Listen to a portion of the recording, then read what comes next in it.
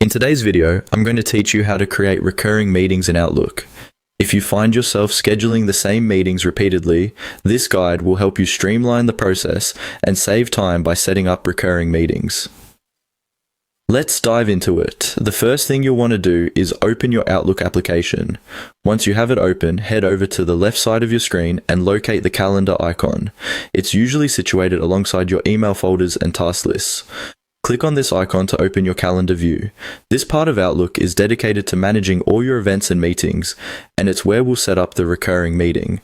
With your calendar now open in front of you, look towards the upper left corner of the window where you'll find the option labeled New Event.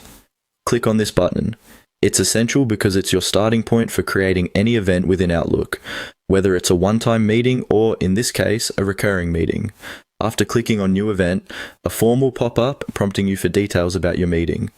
Here, you'll typically enter a title for your event, the location if it's in person, and any other details you might want to include.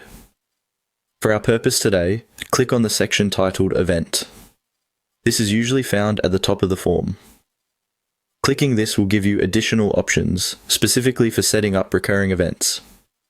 Now you want to convert this event into a series, meaning it will repeat at your specified intervals.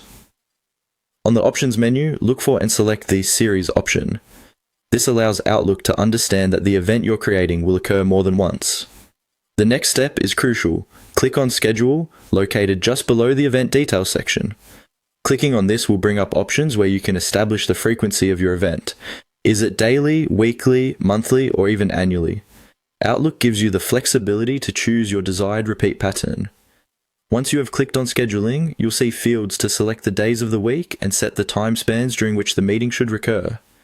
For instance, if your team meeting happens every Monday morning at 10 a.m., this is the place to specify that.